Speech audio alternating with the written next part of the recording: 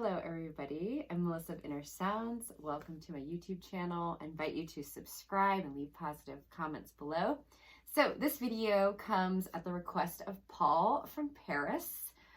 He is doing an assignment on sound therapy, and he and his class are very interested to hear about the gongs.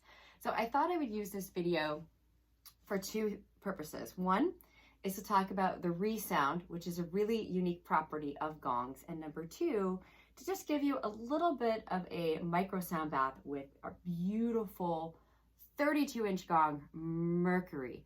So Mercury is a Pisces planetary gong, which means it's been tuned to the orbital properties of each planet. This one's tuned to the orbit of Mercury.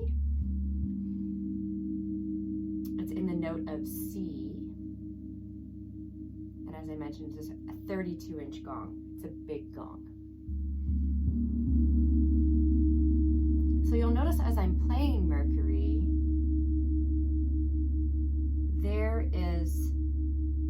so part of instruments is something called a sound envelope. Every instrument has one.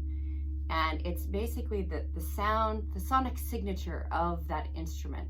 And it includes an attack, which is the moment of contact that you make when you connect with the instrument. And then a thing called the decay. So normally when you pluck a guitar or, one second.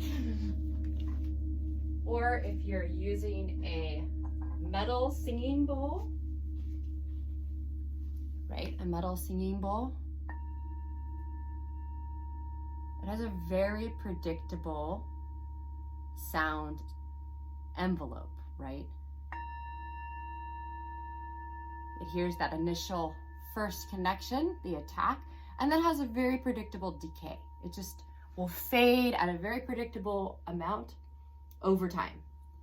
The gongs, on the other hand, are really special in the sense that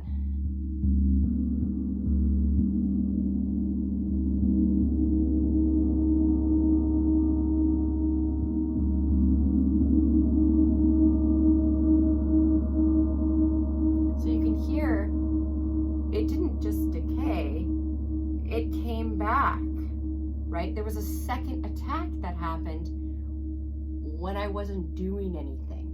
I wasn't making any kind of connection to this instrument, and yet of its own volition, it came back with a second sound. So the sound, this very unique sound envelope, I believe it's only happens with gongs. That's a good one. This is called the resound. So the sound is coming back. I didn't do anything, and it's surging forward, sometimes louder than actually, it went at the initial contact, and it goes down, and then it comes back even louder, right? So there's something really spontaneous as a player about these instruments that I'm having to consciously listen for and adapt how I play depending on what's happening next. And we talk a lot, so much in our training about that, and just how important it is. And we give you lots of tips and tricks. And over the 10 years, I have failed a lot at doing this, and unfortunately, ruined some people's experiences straight up. I know I did, but I've learned a lot along the way, and my hope is to pass that knowledge on before someone makes another mistake like I did. Okay, so let's go ahead and just feel into Mercury as a gong.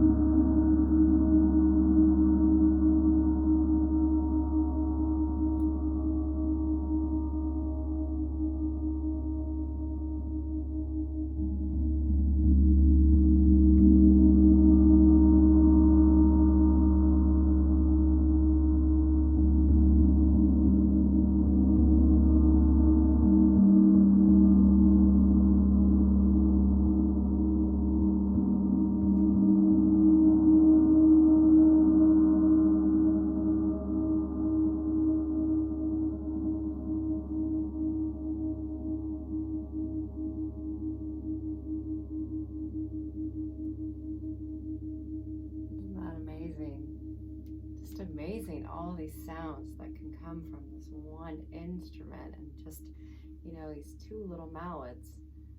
Whoosh, whoosh, whoosh.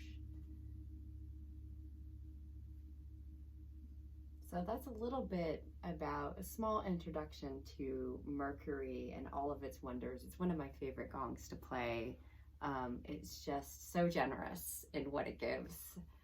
And so lots of higher quality recordings are available of Mercury. I play it so often. We have tons of beautiful sound baths that you can listen to 24/7 anytime on our on-demand platform. And of course, nothing gives me more pleasure than teaching others how to play these magnificent healers.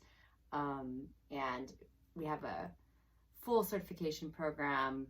Starts with level 1. You can take them one at a time. You could take them, you know, all together. And it's live with me online for an entire weekend. I don't do any of the pre-recorded stuff. I just try and keep it live for feedback and for questions. I just think it's a better way to learn. It's more experiential, creates more community. So that's how I'm doing it. So anyway, check it out. There's a couple links down below to the on-demand platform, to my newsletter, and also to the training. Thank you all so much. Bonjour or goodbye. Oui, oui, adieu. Thanks to Paul and his class for the questions. Always happy to do a particular sound bath class for anyone who's interested. You can always send me a direct message.